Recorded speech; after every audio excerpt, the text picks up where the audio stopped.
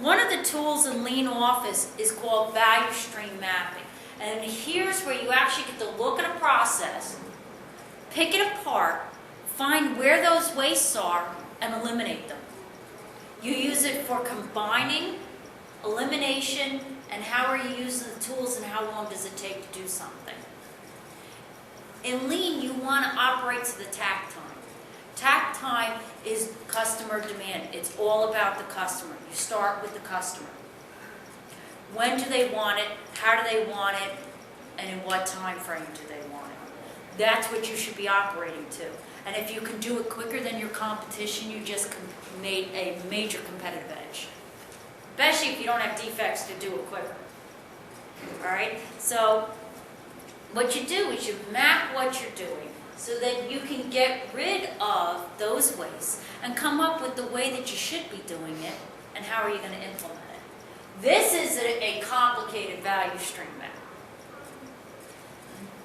We're not going to do that. Those bursts are what they decided from the map needs to be changed and addressed, and then each of those can be implemented. Now the thing is, when you do this and you implement it, you find stuff you didn't know was going to happen because you get this ripple effect, and then you have to, as you go through, you have to adjust. This is an example of one of my clients' maps, and you'll see on there that there's like sheets of paper on there. We were designing what the customer intake was. We had to figure out what information needed to go on the computer screens at the different phases. So this here is the beginning of a map of a customer fulfillment process and design of a database. And down the bottom, as you can't see the lines, but down the bottom was the distribution channel of who was shipping what pieces. Great. So you don't have to have that first map. This one will work just fine. Sticky notes are wonderful. And here's another client that I was using that we were looking at different areas in their office, and this one's more linear because there's not a lot of crossover between the different areas. You didn't have things dipping into another area. Why do you want to have this? You want to have this because you want to have standard work, best practices. How are you doing things? You cannot measure chaos. You cannot improve chaos, and you can't delegate chaos. If you're looking to be able to utilize virtual assistants, utilize technology, you have to be very clear what you're doing, how you're doing, when you're doing it, and who's doing what for it to be effective. So what we're going to do is we're going to create a value stream map, a very simple one, of an emergency room visit. How many of you have gone to the emergency room? You've never been in the emergency room? Not even with somebody else? Not even with, no? Oh, you lucky person. You know how many times I've been to the emergency room? Well, this is going to be... That you still own and most of us have given away. Yes, exactly. You know, there's... you're going to get a one-on-one education of what an emergency room visit looks like. Okay. So what we're going to do is we're going to think about what is the end result. Because in Lean, you always think with the end in mind. Boy, wouldn't it be nice if when we planned, we thought about the end in mind and make that happen instead of, oh, we decided we're going to do this and the end's over here and you're over here. Okay, so what's the end in mind in an emergency room visit? That we leave with our injury fixed and Right. ready to go home. Right. Go home fixed, right? That's what we want. Either that or you're admitted, depending upon what it is. Okay, but we'll go with go home fixed. Okay, so we're gonna, now that's the end result. We want to go home fixed. So the question is, how do we make that happen? So let's talk about what a traditional emergency room visit involves. All right, now in a larger hospital, when you first walk in the door, what happens? Go to the desk. Check-in, right? Yep. I'm going to go see outside room. Check-in, right? So you go to check-in and they go, are you having trouble breathing or are you having chest pains? And you say no. What happens next? Wait. Sit over there. You're waiting. You didn't get that far. Go sit down. Actively in the process of dying. Yeah, wait. Exactly. You're not broken arms, whatever, you're just sitting over there. Yeah, you're waiting. Exactly. For a very long time. Yes, okay. So, well, after that, what's the next thing when they call your name? You've been waiting. Now what happens? Right, triage. Okay, what is the job of triage? To determine whether or not to send you home.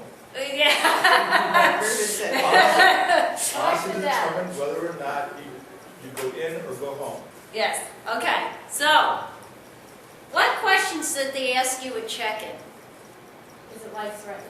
Well, that's one of my questions. What's your name? Where do you live? Insurance. Insurance. But they didn't even get that far. That's the third step before you can name insurance. Well, hold on. Some of them depends on the hospital. Because I've had where they want to know up front if you can pay for it. Yeah. Okay? Triage. What happens in triage? What do? They ask you the same stuff again. And then they take all your vitals and then either they send you home or you're going to go to the next thing. If you're not dying, what happens next? You wait. You wait. You wait. Okay. Then after you wait again, then what happens? They bring you back into what I call people stalls. Actually, they do the admitting thing, I think. Yeah, they're kind of like cubicles. Well, yeah, I guess it depends They're all, on they're all different. I guess it depends on the hospital. Some it depends because some of them will make a triage part of the admission. Okay, where they'll collect all your data, and then you go out and then they call you into the back. All right, it's been my experience that triage does that, unless you're getting a procedure that's scheduled, usually. Okay, so then they put you in the people stalls. What happens when they put you in the people stall? You wait. You wait. But while you're in there, what do they do? They just take you to a bunch of machines. Nurse comes, right? And then the nurse asks you the same questions again. Yeah. And checks the same vitals. Now, I understand why they're doing this because your condition may have changed from triage to here. But if we could eliminate some of the waiting, would that happen? No. Not likely. Okay? All right? Now, after the nurse does that, and while you're sitting in the people stall, and the nurse comes in and checks you, what happens next? Now, the nurse goes away, and then you're seen by the doctor. Right? Wait again. Now you're seen by the doctor. What does the doctor do? Ask you the same questions. What? Okay. What's usually infuriating is that this would be typically the fourth time you've given your full medical history. Yes. Okay. Yes. None of that, wasn't that information collected? Yes. Really? Yes. And your chart is already this thick. And Yes. you haven't even been given a freaking Tylenol. Yes. Yes. Okay. Or have a test or a diagnosis. Okay, so are we getting the point here? Then you might be going to X-ray. By the way, when you're sitting outside the X-ray room in the hall in the gurney with your butt hanging out the back of the gown, Yeah. your inventory. Yep. Your inventory. Your hospital inventory. Your inventory. And you're waiting. And you're waiting. Okay? So, all right, so then you have an X-ray, and then you come back. We could keep going with this. And then you see the nurse again, and then you see the doctor again, and then you see the nurse again. All before you get out the door. Right. And each time, they're asking you some of the same information. All right, I understand that they sit there and they got to make sure you're you. They have to make sure that you're your name and that you're your birthday. Well, obviously, if I come up and I'm inventory in the hall and there's two of us, and you say, are you Cynthia Marsh-Croll, and this person's 85 and your birthday's in 69, the math don't add up. Okay, so I understand that. But some of this other stuff, again, this stuff has been collected. It has been put in. There's got to be a better way, and I was going to put in a whole thing to Obama, and then I found out that somebody's already working on this. But there's got to be a way to have a central collection that they can review and then just add to that information. Thank you. Yeah, what they're doing right now is everything is going to be available on the web about your history. Everything about you is going to be available, so even in a situation like this, they can just input the information right there on the web, and then when you go to the next one, They have it, a central database.